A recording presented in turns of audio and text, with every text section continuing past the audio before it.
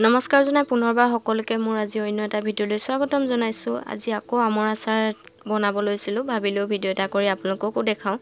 আগৰ এটা ভিডিঅ'ত মই দেখুৱাইছিলো আমৰ আচাৰনো কেনেদৰে বনাও, কিন্তু আজি অলপ বেলেগ ধৰণে বনাম বুলি ভাবিছো। সেয়ে ভাবিলো ভিডিঅ' এটা কৰি আপোনালোককো দেখাও। মই 9টা আম লৈছো, গোটেই আম কেইটা ভালদৰে ধুই লৈছো। ধোৱাৰ পিছত ওপৰ বাকলিবোৰ এনেদৰে এৰুৱাই লৈছো। এতিয়া এখন ৰুকনি লৈ লৈছো। মই আমখিনি এনেদৰে ৰুকি লম, গোটেই কেইটা আমেই ৰুকি লম।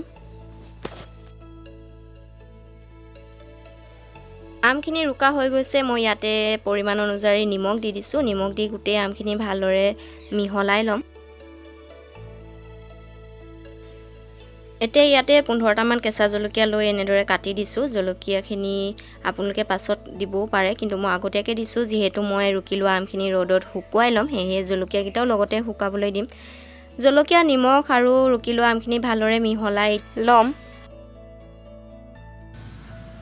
ৰুকি লোৱা আমত যিহেতু বহুত ৰস ওলায়, সেইকাৰণে এনেদৰে চেপি লৈ পিনি ৰ'দত দিম। ৰ'দটো আজি বহুত টানকৈ দিছে, সেয়ে ভাবিছোঁ 2 পৰা 3 ঘণ্টামান দিলেই শুকাব। যদি আপোনালোকৰ ৰ'দটো সেমেকা হয়, যেতিয়ালৈকে ৰুকি লোৱা আমৰ পৰা ৰসখিনি নাযায় তেতিয়ালৈকে ৰ'দত দি ল'ব। আমখিনি শুকাই মানে মই মছলা ভাজি লৈছোঁ। মছলাৰ ভিতৰত লৈছোঁ চফ, জিৰা, ধনিয়া, কালজিৰা আৰু পাঁচফোৰণ, বগা সৰিয়হ এচামুচ লৈছোঁ। গোটেই মছলাখিনি ভাজি লোৱা হৈ গ'ল। এইফালে মই তেলো গৰম কৰি ল'লোঁ, আৰু তেল গৰম হৈ মানে মছলা খুন্দি ল'লোঁ।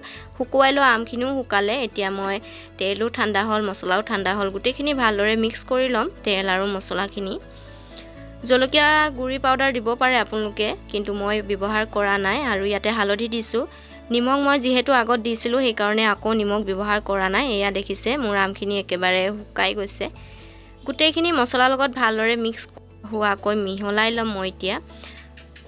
আজি ভিডিঅ'টো চাই কেনে পালে নিশ্চয় কমেণ্ট কৰি জনাব, লাইক শ্বেয়াৰো কৰি দিব লগতে। আৰু মোৰ চেনেলটোত যদি নতুন হয় প্লিজ ছাবস্ক্ৰাইব কৰি দিব। আকৌ এটা পুনৰ নতুন ভিডিঅ'ত লগ পাম সকলোকে। এয়া দেখিছে মোৰ ৰুকি লোৱা আমৰ ৰেচিপি ৰেডি হৈ গৈছে। খুবেই টেষ্টি হয়, আপোনালোকেও বনাই খাই চাব।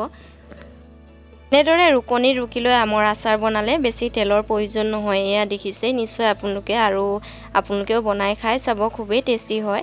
পুনৰ এটা নতুন ভিডিঅ'ত সকলোকে লগ পাম। তেনেহ'লে আজিলৈ আহোঁ, বাই।